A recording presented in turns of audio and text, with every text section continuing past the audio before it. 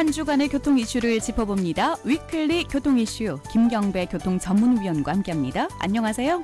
네, 안녕하십니까. 네, 오늘은 어떤 소식 전해주실 건가요? 네, 자가용보다 대중교통을 이용하면 연 175만 원이 절약되는데 네. 출퇴근 자가용 이용 비율은 울산이 가장 높고요. 대구와 광주, 세종시가 그 뒤를 잇고 있었습니다. 그리고 11월과 11월에 집중된 보행자 교통사고 사상에서 11월은 사망자가 최다 발생되고 있었고요. 12월은 교통사고가 급증된다고 합니다. 네. 이미 지난해 11월 전국 3,708개소에서 시행됐던 장애인 전용 주차 구역에 대한 불법 주차는요. 네. 과태료가 10만 원인데 만약 주차를 방해했다면 5배인 50만 원의 과태료가 물리는데 불만이 적지 않다고 합니다. 좀 중요한 이야기들인 것 같은데요. 네. 먼저 우리 출퇴근 때 자가용이 아닌 대중교통을 이용했을 때 네. 한 해 175만 원 정도의 교통비를 절약할 수 있다라고 말씀해 네. 주셨네요. 네네, 그렇습니다.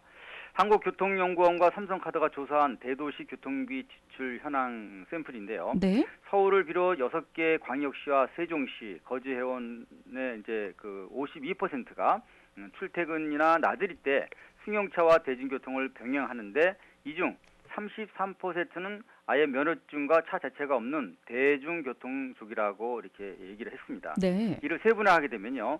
연평균 225만 원이 지출되는 자가용족의 15% 비율에 연평균 50만 원 정도 사용하는 대중교통비로 이렇게 크게 구분해 볼 수 있겠습니다. 네. 자가용 이용 교통비는요.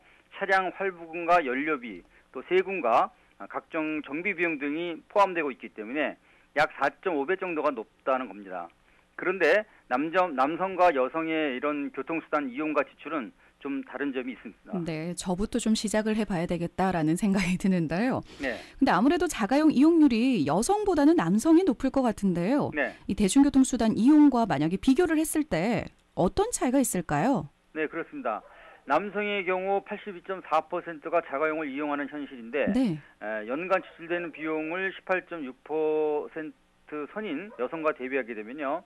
남성은 242만 3천 원, 여성은 149만 9천 원이 이 차량을 운영하는 데 들어가는 것으로 나타났습니다. 네. 이 때문에 약 100만 원에 가까운 지출 비용이 차이가 나는 건데요. 하지만 대중교통 이용에서는 반대로 여성 비중이 80%로 역전을 했습니다. 그래서 대중교통 비용 지출 역시 20%인 남성의 연 교통비는 58만 원 선이고 네. 여성은 47만 2천 원으로 좀 다소 낮은 이렇게 분석이 나왔습니다. 그리고 출퇴근 자가용 이용에 따른 지역별 비중에 있어서는 울산 지역이 48.3%로 가장 높았습니다. 네. 서울은 2.5%에 불과하지만 대구는 39.2%, 광주 37.1%에 의해서 세종이 30.6%를 차지했습니다. 네, 무엇보다 대중교통을 좀 이용하는 게 좋겠다라는 생각이 듭니다. 네, 맞습니다. 자, 해마다 11월과 12월 사이에 자동차와 사람이 충돌하는 보행자 교통사고가 집중 발생되고 있다고 말씀해 주셨는데요. 네. 이 사망자 수가 제일 많다면서요? 그렇습니다. 그 보행자의 달인 11월 11일 발표된 한국교통안전공단 보행자 교통사고 발생 현황인데요. 2013년부터 5년간의 분석에 비중해 보면요. 네. 11월에서 12월 사이 보행자 교통사고가 집중 발생되고 또 사상자 수 역시 최다인 것으로 이렇게 분석이 됐습니다. 차와 사람이 부딪힌 교통사고 발생은요. 평균 9,046건, 사망자 수 376명으로 연평균 보행자 교통사고는 18.4%, 그리고 사망자 비율은 21.3%가 바로 이 2달 사이에 집중적으로 발생된 것으로 이렇게 나타나고 있습니다. 네. 뿐만 아니라 11월은 보행 사망자 190명으로 가장 많은 달이 됐고요. 또 12월은 전체 사망자 중 보행 사고로 숨진 비율이 무려 45.3%를 차지하고 있기 때문에 가장 높게 나타났습니다. 그렇군요. 지난해 11월 서울시가 교통 사망사고 3대 원인으로 겨울철 고령자 무단횡단을 꼽았는데요. 네. 일찍 저무는 태양과도 관계가 있지 않을까라는 생각이 듭니다. 네, 맞습니다. 이 기간 시간대별 그 사망사고와 또 연평균 비교 발생에서도 어둠이 두려워졌을 때 유난히 보행사고가 많았습니다. 네. 짧아진 일조 시간이 보행자를 확인하는 운전자의 시인성을 저하시키는 이런 원인으로 분석이 됐는데요. 따라서 06시에서 08시 사이에 일출때 그리고 16시에서 20시 사이 일몰 시기에서 사망사고 비율이 3.4%포인트에서 무려 6%포인트까지 증가되는 것으로 이렇게 나타났습니다. 네. 또 하나는 고령자와 무단횡단 사고가 급증되면서 사망자 43%가 61세 이상 고령이고요. 또 상대적으로 가해한 운전자 역시 고령화 나이로 이렇게 점점 늘어간다는 것을 알 수 있었습니다. 네. 해도 조금 일찍 지지만 노면까지 얼어붙게 하는 이 영하권 사고 발생은 높아질 수밖에 없다라는 생각도 네. 듭니다만 서울시가 안전운전을 당부하고 나선 거죠? 네, 그렇습니다. 피해자도 또 가해자도 어르신들이 많아지는 이런 고령화 비율 증가 현상에는요. 네. 33%의 희생을 부른 무단횡단 사망 사고도 포함이 되어 있습니다. 게다가 연말연시 모임 등이 많아지면서요. 보행교통사고 사망률 비율이 57%에 달하고 있는 것이 바로 이 기간인데요. 그래서 2016년 발생된 49,722명이 네. 연령대별 사상자에서 12세 이하 보행 사상자 수는 4,401명이고요.